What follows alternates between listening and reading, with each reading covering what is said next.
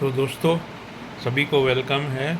आज का एपिसोड में हम जो 2024 का जो इलेक्शन है उसका एनालिसिस करने जा रहा है। ओवरऑल जो एक व्यू देने जा रहा है आप लोगों को, तो बने रहिए। समय का उतना कमी होने के कारण हम एक एक स्टेट का नहीं कर पाएंगे, बट मोटा मोटी जो मेजर स्टेट है उसका विश्लेषण करेंगे और ओवरऑल एक पिक्चर आपके सामने रखने का कोशिश करेंगे। चलिए तो देखते हैं इस बार जो इलेक्शन है वो उसमें एक फ़ाइट हमको देखने को मिल रहा है, जो बीजेपी वर्सेस इंडिया अलायंस और एनडीए, यूँ कहे एनडीए वर्सेस जो इंडिया अलायंस, उसका जो एक फ़ाइट देखने को मिल रहा है। तो पहले हम एक एक राज्यों में एक दिशा डालते हैं, देखते हैं जो उसमें स्थिति क्या है। तो सबसे बड़ा राज्य जो यूपी है, जिसमें 80 सीट है टोटल, और 2019 में बीजेपी ने अच्छा वहाँ पल किया था। 62 सीट यानी 62 सीट लेके गए थे। लेकिन इस बार जो है स्थिति अलग है। मोदी वेव जो है 2019 में था, लेकिन इस बार देखने को नहीं मिल रहा है मोदी वेव। वो एक प्रॉब्लम है बीजेपी के लिए। ऊपर से और एक प्रॉब्लम है जो रिसेंटली राजपूत का जो आंदोलन हुआ है उसका भी इफ़ेक्ट ख़ास तौर पे जो वेस्टर्न यूपी है उसमें काफ़ी भारी पड़ सकता है। और ऊपर से जो एग्रीकल्चर जो कृषि आंदोलन हुआ था उसका भी जो इफ़ेक्ट जो वेस्टर्न यूपी में हमको देखने को मिल सकता है। और एक बात है, इस बार जो इंडिया अलायंस, कांग्रेस और समाजवादी पार्टी का जो अलायंस है वो काफ़ी मजबूत दिख रहा है। और अमित शाह और योगी के बीच जो एक तनाव है, एक जो उतना मतलब संबंध अच्छा नहीं है करके जो न्यूज़ भी आ रहा है, वो भी एक कारण हो सकता है, बीजेपी के लिए प्रॉब्लम हो सकता है। और एक चीज़ है जो दलित वोट है, काफ़ी दलित, ओबीसी, कास्ट और जो पिछले निम्न वर्ग का जो है यूपी में, उसका मायावती का जो सपोर्ट है वो अभी देखने को नहीं मिल रहा है, क्योंकि जो संविधान बदलने का बात चल रहा है उसको अच्छी तरह से इंडिया अलायंस कांग्रेस जो प्रोजेक्ट कर रहा है यूपी में, तो बहुत सारे जो दलित और ओबीसी वर्ग है उनका भी वोट इंडिया अलायंस की तरफ झुकते हुए नज़र आ रहा है। तो ओवरऑल यूपी में इस बार बीजेपी का स्थिति काफ़ी नाजुक दिख रहा है और इतना अच्छा नहीं दिख रहा है। तो जो एनालिसिस हो रहा है और ग्राउंड रिपोर्ट मिल रहा है उसके तहत 35 सीट मिलने को उम्मीद है यूपी में। दूसरा बड़ा राज्य जो है महाराष्ट्र है। महाराष्ट्र में टोटल कुल 48 सीटें, 48 सीटें हैं, जिसमें से पिछले बार बीजेपी को 41 सीट मिला था, 41 सीट मिला था।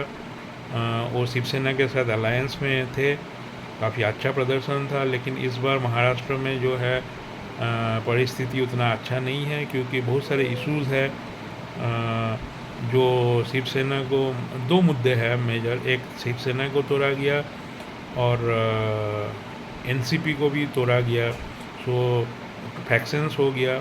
और एक बात है जो मुंबई से बहुत सारे इंडस्ट्री सुनने को मिला है जो गुजरात में शिफ्ट किया है। तो ये दो जो मुद्दा है इसके वजह से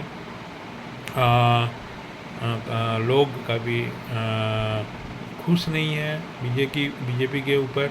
और ऊपर से एंटी इनकम्बेंसी भी है, प्राइस राइज और जॉब का जो प्रॉब्लम्स है, जॉब क्रिएट नहीं किया गया, ये भी देखने को मिल रहा है। सो ओवरऑल जो सिंपैथी है लोगों का वो उद्धव ठाकरे के ऊपर झुकता हुआ नज़र आ रहा है। तो इसमें महाराष्ट्र में भी काफ़ी जो कम सीट मिलने का और परफॉर्मेंस ख़राब होने का जो स्थिति बना हुआ है, तो 20 सीट मिलने का उम्मीद लग रहा है। और हमारे पास समय की कमी होने के कारण हम जल्दी जल्दी जाएंगे। जैसे राजस्थान है, बीजेपी ने अच्छा फॉल किया था, 25 में 24 लेके गया था। इस बार 5-6 सीट कांग्रेस को मिलने का उम्मीद है, तो 20 सीट हम जो है मिलने का उम्मीद कर रहा है। बिहार में स्थिति बहुत ही ख़राब है, 40 सीट्स है, 40 सीट है, जिसमें से 17 सीट बीजेपी के खाते में गया था 2019 में, 2019 में। लेकिन इस बार जो नीतीश और बीजेपी का जो तालमेल है वो काफ़ी अच्छा नज़र नहीं आ रहा है। इवन ग्राउंड रिपोर्ट में पता चल रहा है, जो इनका कार्यकर्ता है बीजेपी और नीतीश का, जेडीयू का, उसमें भी तालमेल नहीं है, एक दूसरे में जेलिंग नहीं है। So that is the problem. कभी कभी सुनने को भी मिल रहा है जो नीतीश लालू के साथ या तेजस्वी यादव के साथ झुका हुआ है, तो इसमें में बीजेपी का कभी नुकसान हो सकता है। बिहार में 10 सीट मिलने का उम्मीद कर रहा है। दिल्ली में 7 लेके गया था 2019 में बीजेपी। इस बार भी वहाँ घटने का सीट घट जाएगा करके लग रहा है। हरियाणा जो जिसमें 10 सीट था, बीजेपी 10 में 10 ले गया था 2019 में। लेकिन इस बार जो हालत है वो काफ़ी नाजुक है, क्योंकि जो एग्रीकल्चर का जो कृषि आंदोलन हुआ था, मेनली हरियाणा में ही ज़्यादा कृषि आंदोलन का प्रभाव था, उसके वजह से लोग काफ़ी नाराज़ है। और भी काफ़ी इश्यूज़ है, लोकल इश्यूज़, तो लोग झुकते हुए नज़र आ रहा है इंडिया अलायंस और कांग्रेस के तरफ। ऐसा लग रहा है जो गुड़गांव का एक सीट छोड़ के बाकी सीट में इस बार 9 सीट ले जाएगा इंडिया अलायंस। सो वहाँ पे काफ़ी नुकसान नज़र आ रहा है बीजेपी को। अभी कर्नाटका में 28 सीट में 26 सीट जो लेके गया था बीजेपी लास्ट टाइम, इस बार भी यहाँ पे स्थिति कभी अच्छा नहीं है, क्योंकि लास्ट टाइम जो असेंबली इलेक्शन हुआ उसमें कर्नाटका में कांग्रेस का जीत हुई है। और ऊपर से जो इंटरनल फाइटिंग है, इन फाइटिंग कांग्रेस बीजेपी में वो देखने को मिल रहा है। जैसे ईश्वरप्पा जैसे लीडर वो इंडिपेंडेंट से लड़ रहा है, और भी बहुत सारे जो सीनियर लीडर्स है वो नाखुश है, तो इसके वजह से काफ़ी दिक्कतें आ सकती है। अभी हम जाएंगे मध्य प्रदेश में भी 29 सीट में 29 सीट में 28 लेके गया था। काफ़ी अच्छा स्ट्राइक रेट था 2019 में बीजेपी का, लेकिन इस बार जो स्थिति है उतना अच्छा नहीं दिख रहा है। मोदी वेव जो नहीं है, और वहाँ पे जो शिवराज सिंह चौहान, उनको साइडलाइन कर दिया, उसका भी असर पड़ सकता है। वहाँ पे कांग्रेस को 5-6 सीटें मिल सकती है, इसलिए हम 20 रखा है। इसी तरह से हम साउथ में देखेंगे, साउथ में जो सीट घटते हुए नज़र आ रहा है, बहुत सारे स्टेट में तो उनका खाता भी नहीं खुल रहा है, इस बार भी उतना उम्मीद नहीं है। तो साउथ में स्थिति काफ़ी नाजुक है बीजेपी का। हम जाएंगे पश्चिम बंगाल में। पश्चिम बंगाल में 42 सीट है, काफ़ी ज़्यादा सीटें हैं, उसमें 18 सीट अच्छा परफॉर्मेंस था बीजेपी का।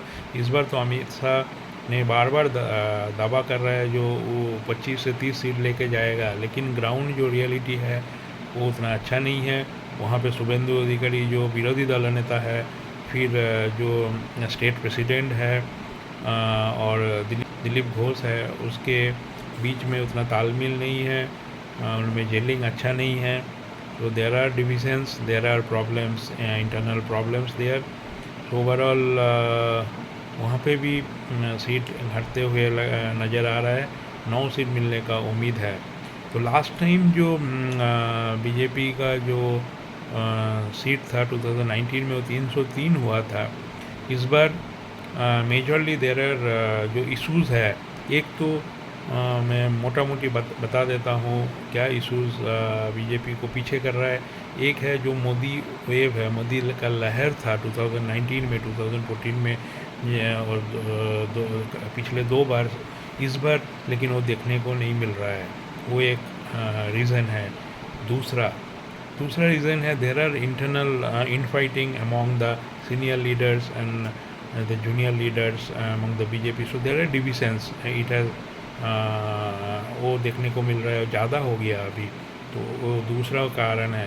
तीसरा है अभी मेनली महंगाई से लोग जूझ रहा है, वो एक बहुत बड़ा मुद्दा है। चौथा है जो है महंगाई बताया, फिर जॉब क्रिएशन नहीं हुआ है, सो लोगों के पास जॉब नहीं है, वो बहुत बड़ा मुद्दा है। तीसरा है जो बार बार संविधान बदलने का बात आ रहा है, उसमें से डरे हुए लोग, दलित, पिछड़ा हुआ जो है, उनका जो राइट्स है, फंडामेंटल राइट्स है, कॉन्स्टिट्यूशन का राइट्स है, वो चला जाएगा, वो डर उनमें पैदा हो गया है।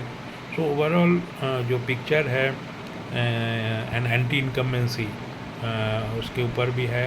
सो ओवरऑल जो स्थिति है, हम गुजरात का बता देते हैं। गुजरात का 26 सीट में 26 लेके गया था, इस बार में 5-6 सीटें कांग्रेस को मिलने का उम्मीद है। सो वहाँ पे भी काफ़ी पीछे दिख रहा है। एंड ये जो टैली है ये आ रहा है 150-160 के बीच में, लेकिन जो आउटसाइड गोदी मीडिया उसमें दिखाया जा रहा है जो 180-220 मिल सकता है बीजेपी का लोन। एंड बीजेपी का जो पार्टनर्स दल है उनको 31 सीटें मिल सकती है। सो ओवरऑल 272 जो मार्क है वो उनसे कभी नहीं मिल रहा है बीजेपी को इस बार। सो 4 जून को हमें पता चलेगा क्या होने वाला है, लेकिन इस बार फाइट काफ़ी ज़बरदस्त है दोनों पार्टीज़ में, एनडीए और इंडिया अलायंस दोनों में। सो हम ये जो अभी एनालिसिस है ये आगे बरकरार रखेंगे। हम कोशिश करेंगे हमारा एक्सपर्ट्स जो इंग्लैंड से भी उनको कनेक्ट करने का नेक्स्ट वीक, और हमारे साथ जुड़े रहिए, हम और भी गेस्ट लाने का ट्राई करेंगे। तो ये देखने के लिए बहुत बहुत शुक्रिया, थैंक यू वेरी मच, आगे भी जुड़े रहिए। तो मैंने अभी तक जो बताया ये मैंने एक चार्ट में आपको दिखा रहा हूँ, जो ओवरऑल अभी सिनेरियो दिया स्टेट वाइज। तो इसमें एक जिस्ट आपको दे रहा हूँ। जैसे मैंने पहले ही दिखाया, यूपी में 80 सीट है, सबसे ज़्यादा सीट है, जिसमें से 62 लेके गया था बीजेपी 2019 में। 2019 में इस बार बहुत कम सीट दिख रहा है मिलते हुए, 35 सीट में सिमट रहे। और इसी तरह से जो बाकी राज्य है, राजस्थान है, मध्य प्रदेश है, बिहार है, महाराष्ट्र है, दिल्ली है, गोवा, कर्नाटका, दक्षिण में हम आएंगे तो तमिलनाडु है, फिर तेलंगाना, आंध्र प्रदेश, ऐसा केरला है जहाँ पे एक सीट भी नहीं मिला। तो साउथ में जो स्थिति है बहुत ही ख़राब दिख रहा है, और इंडिया अलायंस का भी मजबूत स्थिति में है। छत्तीसगढ़ में भी कम होते हुए नज़र आ रहा है। 11 में 11 सीट मिला था पिछले बार, 14 में, इस बार 8 सीट मिलने का उम्मीद है। आसाम में भी 2 सीट मिला था, इस बार भी स्थिति अच्छा नहीं है। सो ओवरऑल जो नॉर्थ ईस्ट में जो मणिपुर का इशू हुआ है वो भी एक कारण है। नॉर्थ ईस्ट में परफॉर्मेंस भी घटते हुए नज़र आ रहा है।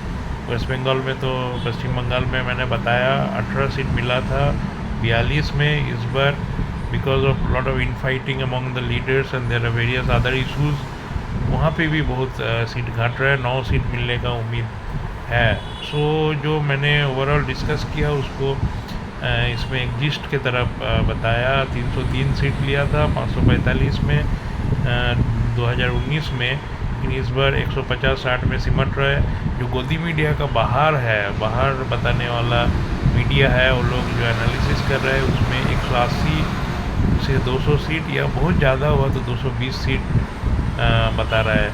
सो उसका जो शरीक दल है, जो एनडीए का अलायंस है, बाकी दल में 33 और 35 सीट मिलने का उम्मीद दिख रहा है। तो ओवरऑल जो है 250, 250, 255 में सिमट रहा है। तो 272 जो 272 मिडवे मार्क है, जो बहुमत साबित करने के लिए 270 से ऊपर, 72 से ऊपर जाना चाहिए, उससे काफ़ी कम मिलते हुए नज़र आ रहा है। तो स्थिति लेकिन कुछ भी बता नहीं सकते हैं, ये एक आकलन आपके सामने पेश किया, आगे देखेंगे।